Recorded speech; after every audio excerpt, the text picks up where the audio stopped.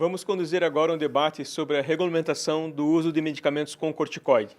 Queremos agradecer e dar as boas-vindas aos nossos convidados. Sr. Henrique Vogado, assessor técnico da COSEMS, Pará, Conselho de Secretarias Municipais de Saúde do Pará. E a senhora Isabela do Carmo Gomes, da Gerência Geral de Medicamentos da Agência Nacional de Vigilância Sanitária, Anvisa. Novamente, Dr. Floresval Meinão, secretário-geral da Associação Médica Brasileira e ex-presidente da Associação Paulista de Medicina, um médico especialista em otorrinolaringologia. E o Dr. Ricardo Augusto Paleta Guedes, presidente da Sociedade Brasileira de Oftalmologia. Bom, vamos começar essa conversa ouvindo o Dr. Ricardo Paleta. Ricardo, por favor, faça a sua autodescrição e explique para aqueles que estão acompanhando esse debate o que é um glaucoma secundário. Boa tarde a todos, é um prazer estar aqui. Meu nome é Ricardo Augusto Paleta Guedes, eu tenho 1,80 m, cabelo castanho claro, olhos claros, branco.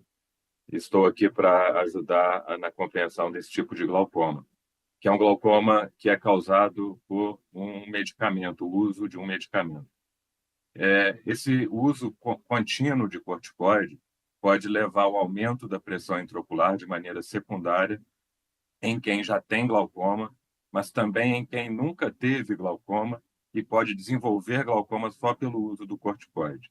O corticoide ele pode causar elevação da pressão intraocular e acabar em um glaucoma, independente da forma de administração, seja por via oral, sistêmica, por via tópica, e também independente do tipo de corticoide. Então, é muito importante termos este alerta de que o corticoide, a gente escuta muito falar, não está usando de maneira tópica, isso não vai causar nada, mas de maneira geral, existe um risco do corticoide causar. Os pacientes com glaucoma, com genética de glaucoma, eles têm uma chance maior para desenvolver esse aumento secundário ao corticoide, mas mesmo quem não tem essa genética pode ser sensível ao uso do corticoide e ter essa elevação secundária. Doutora Isabela, por favor, faça a sua autodescrição e nos explique como é feita a determinação dos medicamentos que devem ter prescrição médica para que possam ser vendidos nas farmácias, por favor. Olá, pessoal, muito boa tarde. Eu sou Isabela Gomes, eu sou uma mulher de 41 anos, de pele clara, com os cabelos castanhos claros na altura do ombro e encaracolados. Estou vestindo uma blusa preta de mangas compridas e um óculos com a armação avermelhada. Bom, a regulamentação de medicamentos, o princípio do registro, ela parte da avaliação da relação benefício-risco de um produto, então, onde a gente pondera aí as evidências de segurança, eficácia e qualidade daquele produto frente aos riscos frente aos riscos do uso daquele medicamento. Quando a gente fala na definição das regras para o tarjamento, né, do produto ou para designação de venda sob prescrição médica, existe uma regulamentação da agência que fala quais são os critérios para um produto ser vendido sem receita, que são os medicamentos isentos de prescrição, que a gente usualmente chama como MIP, né? Medicamentos isentos de prescrição. Então, a gente tem uma regulamentação que trata especificamente daqueles produtos que podem ser isentos de prescrição. Então, a gente parte do princípio de qualquer medicamento que é registrado, ele vai ser vendido vai ser de venda sobre prescrição. A gente parte sempre do princípio da segurança, né? do princípio da precaução, restringindo sempre aquele produto como um medicamento de venda sobre prescrição. Atendidos os critérios dessa regulamentação, que é a RDC 98 de 2016, que prevê quais são os critérios, quais são as condições para que aquele produto possa ser um medicamento isento de prescrição, ele pode, então, passar a ser retirado da tarja desse produto e ele ser vendido, ser disponibilizado na farmácia como um medicamento de autoatendimento, né? De acesso direto pela população. Essa avaliação é uma avaliação muito criteriosa, ponderando principalmente os riscos relacionados com o uso daquele produto e quais são as condições clínicas que podem ser submetidas a um produto ser isento de prescrição. Então, um dos primeiros critérios é que essa condição clínica ela seja autolimitada, de fácil diagnóstico, e que ela não requeira um atendimento médico para o diagnóstico daquela condição. Então, seja uma condição de baixo risco daquele paciente fazer o autocuidado. E o produto, as condições relacionadas ao produto, ele tem que ser um produto que tenha reações adversas de baixo risco, que não comprometam de forma, que não tenham, que não levem a um impacto ou uma morbidade irreversível àquele paciente. Então, as reações adversas relacionadas a um produto candidato a ser isento de prescrição, elas não podem induzir a uma reação adversa que seja de caráter irreversível àquele paciente. Isso, entre outros critérios, mas esses são os principais critérios que a gente faz a avaliação para enquadramento de um produto como isento de prescrição. Excelente. A nossa preocupação, do ponto de vista do Conselho Brasileiro de Oftalmologia, Sociedade Brasileira de Glaucoma, como o Ricardo mencionou, é que esse uso de corticoides, se feito de maneira crônica e recidivante, leva a um aumento da pressão intraocular assintomático. E o tipo de paciente que usa o corticoide colírio de maneira crônica e recidivante geralmente são pacientes com alergia ocular. Isso que preocupa a gente. Geralmente pacientes jovens que usaram esses corticoides por muito tempo e por azar eram corticoresponsivos, chegando no consultório com muito baixa visão. E essa muita baixa visão a gente não consegue reverter o dano glaucomatoso. Então. Irreversível. Dr. Florisval, não só o colírio, né, corticoide sistêmico, via oral e outras formas, de que maneira a Associação Médica Brasileira vê essa questão? É algo preocupante, porque as medicações com corticoide, elas são amplamente utilizadas. E nem sempre essa questão do efeito colateral do glaucoma está sendo colocada para os pacientes e eles orientados para procurar oftalmologistas. É um tema de grande complexidade, porque nós sabemos que é grande quantidade de doenças onde o corticoide é absolutamente necessário para o tratamento. Ele salva vidas. Então, o corticoide é uma medicação que é largamente utilizada pelos médicos e que tem uma grande importância na medicina. Nós não podemos deixar de considerar esta questão. O efeito colateral dos corticoides, eles são muitos. Em várias especialidades médicas, nós temos efeitos colaterais que são causados pelo uso do corticoide. Então, o médico, ao prescrever uma medicação que tenha cortisona, ele tem obrigatoriamente que orientar o seu paciente com relação a todos os efeitos colaterais que podem ocorrer. E um deles é o glaucoma. Infelizmente, nem sempre os pacientes são orientados. Na minha especialidade, que é otorrinolaringologia, os corticoides nasais são amplamente utilizados, aquelas medicações em spray. E pela proximidade, devido ao canal nasolacrimal, eu acredito que aumenta a chance de complicações desse tipo, porque a aplicação tópica, é sabido que a aplicação tópica do corticoide ela tem uma incidência muito maior de glaucoma do que a medicação sistêmica. Então, eu não vejo essas pessoas serem orientadas. Então, esse é um aspecto que precisa, eu acho que um dia como o de hoje, ele é de grande relevância porque ele traz à tona esta discussão, que é uma discussão muito pertinente. E o outro aspecto que é interessante é o que a doutora Isabela se referiu. Existem critérios para a venda de medicamentos isentos de prescrição. O corticoide não está nesta relação. O corticoide é uma medicação que necessita de prescrição médica. No entanto, qualquer paciente que vai à farmácia, ele adquire essa medicação sem receita, sem orientação médica. Isso é vendido largamente e é largamente utilizado sem prescrição médica.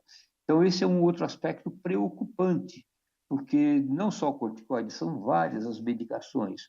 O que foi feito com os antibióticos foi algo importante, porque os antibióticos hoje já não são mais vendidos sem prescrição. Eu penso que medicamentos desse tipo, que têm tantos efeitos colaterais, deveriam seguir o mesmo critério e haver uma regulação da sua venda, como é feito com os antibióticos. Muito obrigado, a gente pensa exatamente dessa forma.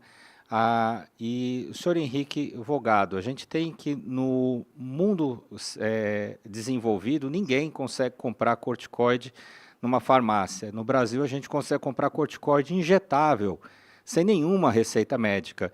O fato de ser tarja vermelha, falando que tem que apresentar a receita, não dá nenhuma restrição à compra de corticoide por qualquer via. Então, esse modelo ele realmente não funciona. Como as secretarias municipais de saúde têm se dedicado ao tema? Boa tarde a todos. Sou Henrique Vogado, farmacêutico, branco, cabelos e barbas pretas. Estou sentado hoje aqui no meu local de trabalho. Só queria fazer não é uma correção, uma atualização. Atualmente eu estou no CONAS, o Conselho dos Secretários Estaduais de Saúde. Já passei realmente pelo COSEMES do Pará, que era na esfera municipal. Hoje eu estou aqui na representação dos secretários estaduais de saúde. O CONAS desempenha um papel importante na coordenação das políticas de saúde no Brasil, apoiando a gestão estadual do SUS para garantir um sistema de saúde mais eficiente e equitativo. Quanto a sua pergunta do acesso, né, acho que alguns comentários do Dr. Florival, por exemplo, começou esse debate. Realmente, nas farmácias privadas, a gente, em algumas cidades, principalmente, essa facilidade para comprar. Né? A gente vai nos países, como o senhor falou aí, de primeiro mundo, eu prefiro falar assim, nos países que a gente olha lá fora e diz, queria ser parecido, né? Trazer alguma coisa boa aqui para o Brasil, a gente sabe realmente que tem a dificuldade ou não consegue comprar. Agora, a legislação é clara, exige a prescrição médica, então não é falta da legislação. A falta de ter uma portaria específica da Anvisa, como é o caso da portaria dos antimicrobianos, se não me engano, RDC 11, ou a portaria 344, lá de 98, que trata dos medicamentos sujeitos a controle especial, os famosos controlados, não necessitaria dessas resoluções. A legislação da prescrição, que trata da tarja de medicamentos, é dos anos 70. Ela já fala que venda deveria ser condicionada à apresentação da prescrição médica.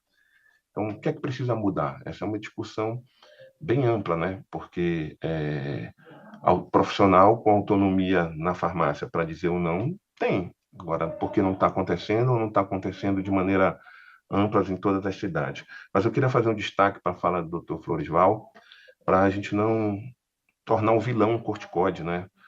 Tivemos meses anteriores, eu já vim acompanhando aqui pelo YouTube as discussões sobre a incorporação de medicamentos, e recentemente nós tivemos a incorporação de um implante de corticoide, de dexametasona, para tratamento de paciente diabético com edema macular. Então, ele é uma tecnologia, é uma solução. O que a gente tem que combater é o seu uso indiscriminado.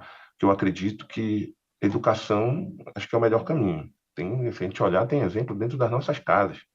Então, em algum momento, a minha mãe foi no oftalmologista, ela saiu com uma prescrição de um corticoide, que resolveu o problema dela pontualmente. Qualquer coceira no olho, ela fazia uso daquele corticoide. Seria essa a solução? Será que teve a conversa do profissional dizer, dona Margarete, esse tratamento aqui é temporário, terminou, a senhora ficou boa, não é para fazer uso de novo. Isso vale na farmácia, o farmacêutico, os outros profissionais de saúde.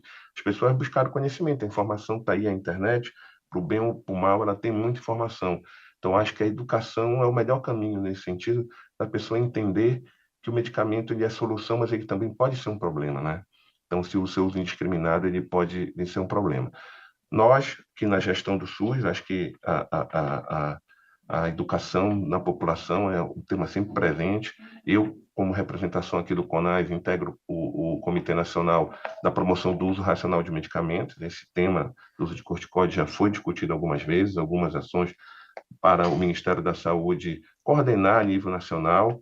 Isso é uma pauta presente, a promoção do uso racional de medicamentos em maneira geral. O corticoide não é um vilão só para os olhos, ele pode ser um vilão também para outros sistemas. E é isso, acho que o melhor caminho é a regulação, ser cumprida, que de fato nós já temos a lei no Brasil que exige a prescrição médica, e paralelo a isso, presente sempre a educação, desde os profissionais de saúde envolvidos no cuidado do paciente, até mesmo esse usuário de medicamento.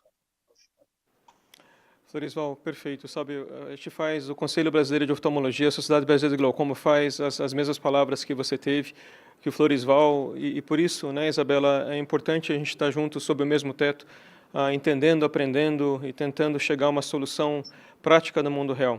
O que você falou, Henrique, é verdade.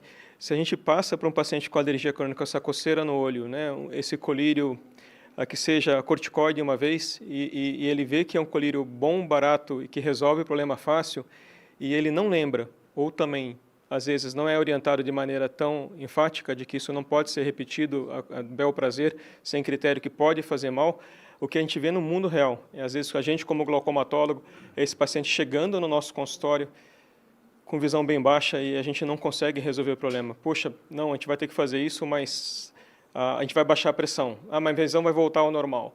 Não, a gente vai deixar a visão como está. Então, são situações dramáticas onde, se a gente conseguir atacar em várias frentes, junto com todos que estão aqui presentes, representando seus devidos órgãos, a gente consegue fazer essa mudança ocorrer de uma maneira mais rápida, porque isso, de fato, não é um assunto novo. Em outros momentos, a gente já discutiu a viabilidade de se tentar controlar, né, o uso de corticóide de alguma maneira, seja igual um antibiótico, né, tendo a vigilância em cima, controlando, pedindo, né, essa prescrição dos corticóides que foram vendidos. Então, esse é o motivo, né? A gente já alerta isso por algum tempo. Eu gostaria de ouvir, talvez, um pouco mais, né, de vocês, Ricardo, Isabela, né? Acho que podemos começar com o Ricardo ou com a Isabela. Eu posso me adiantar, desculpa, Isabela.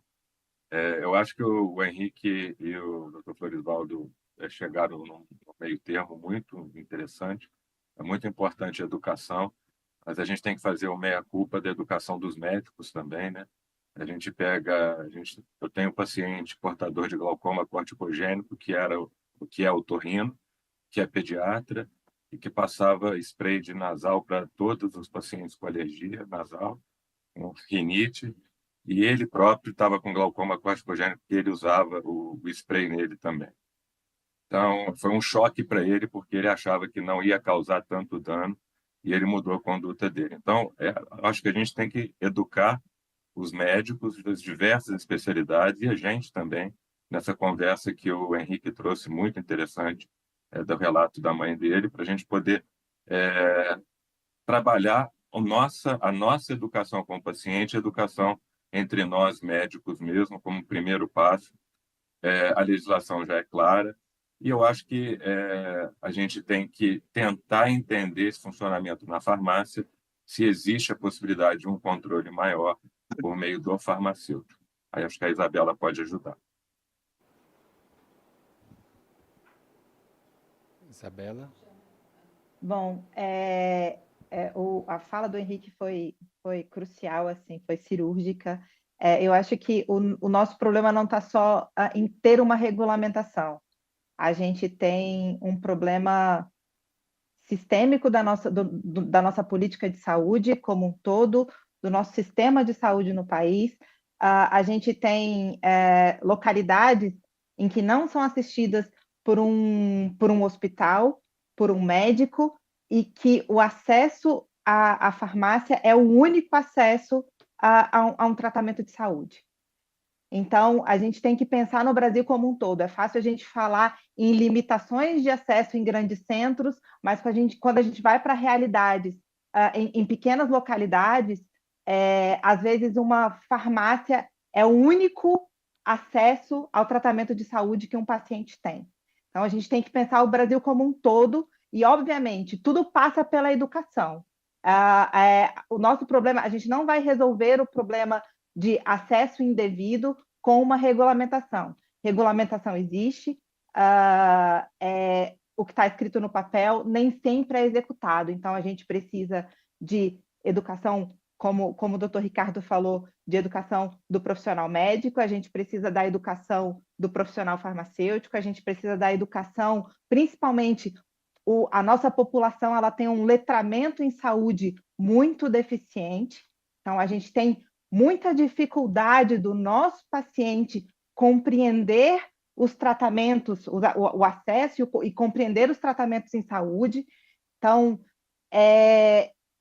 a gente tem toda uma política que precisa ser fortalecida para a gente prevenir riscos com a automedicação. E uma coisa que preocupa muito hoje é a política que tem sido trazida dentro do Congresso da viabilidade de comercialização de medicamentos em supermercados, por exemplo.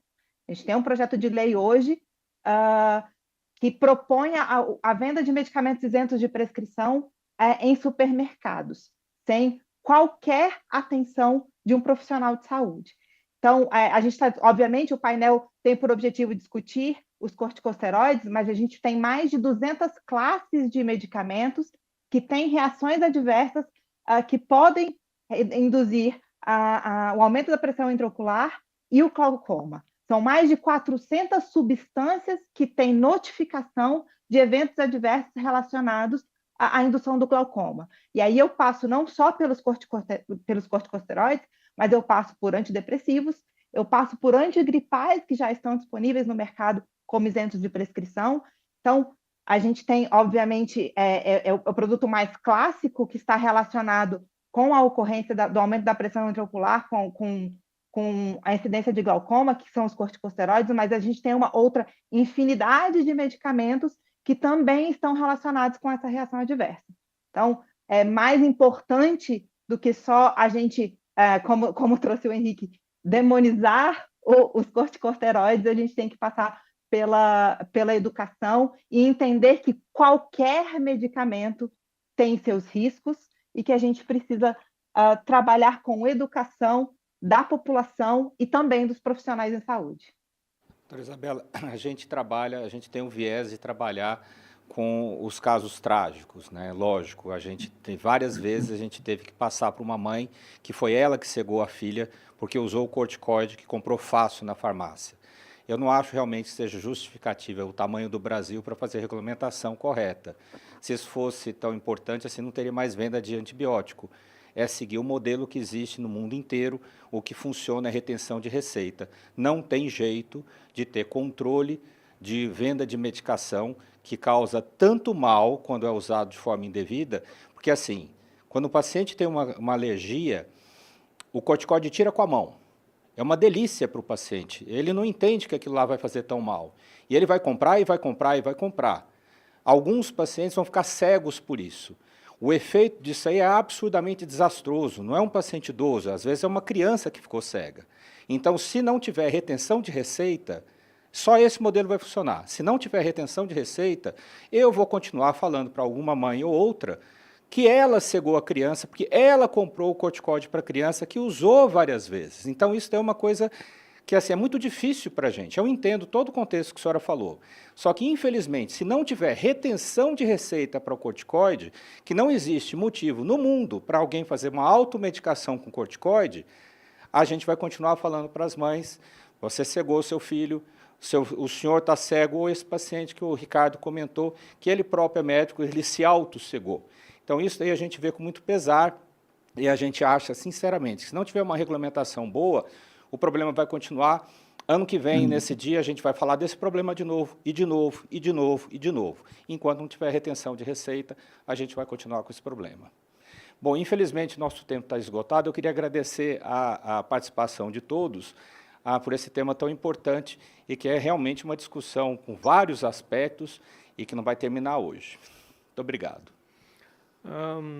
Então, de novo, eu gostaria de agradecer que fique essa ponderação, sabe? O que Augusto falou é o que a gente vê e é uma coisa que a gente entende cada vez mais quando vocês explicam para a gente não sabe qual é a logística de implementar um controle de receita pela vigilância para corticoide. O que você falou, né, Isabela, faz muito sentido, não é só o corticoide, mas o corticoide para a gente, como glaucomatólogo, de fato, são casos dramáticos, às vezes, que a gente vê na clínica. O que a gente pede, né, de novo, sobre aquela filosofia da nossa missão de tentar reunir no mesmo teto, a gente entender tudo que vocês falaram e ressona, né, Henrique, Isabela, tudo que vocês falaram a gente aprende bastante, mas a ideia é a gente ponderar isso, sabe, e uma vez que a gente vê uma situação dessa que o Augusto descreveu, ela marca bastante a gente. Por isso, né, a gente traz esse tema, traz vocês para cá, num ambiente de cooperação, de entendimento, né, para as coisas, para a gente pensar numa solução viável, que seja, né, logisticamente aplicável no mundo real. Às vezes, talvez, sim, né, a gente está apagando um pedaço do incêndio, mas é um incêndio que incomoda bastante a parte do glaucoma. E como o Henrique falou, também outras áreas, né, a osteoporose, a imunossupressão e etc. A gente tem, talvez, 2 minutos para, se vocês quiserem fazer algum comentário adicional, né, no sentido de fato de a gente fechar essa cooperação, sabe, tentar tratar essa nossa angústia, essas nossas experiências bem marcantes que a gente tem no consultório. Henrique, por favor, você levantou o dedo, né? Isso. Eu, assim, entrando no ponto da retenção da receita, né? Eu acho que ela, no momento atual, talvez seja necessária, mas ela se representa um curativo. Porque, como eu disse, desde os anos 70 já existe a lei que bota a taxa vermelha lá nos nossos medicamentos, que fala que a venda é sob prescrição médica. Mas a gente vai na farmácia, como foi dito, né? E compra sem prescrição. Outros países, não precisa nem ir muito longe, aqui pertinho, do lado do Brasil, não compra medicamento tão fácil assim. Então, o que é que tem que mudar? Né? É muito além do SUS essa discussão. É como a Isabela colocou, uma questão do macro dos nossos processos de saúde, da relação com o comércio, com a vontade do consumidor, uma questão cultural, né? Mas em algum momento isso deve mudar. Se para ajudar a mudar vai ser a retenção, ok, vamos avançar nisso.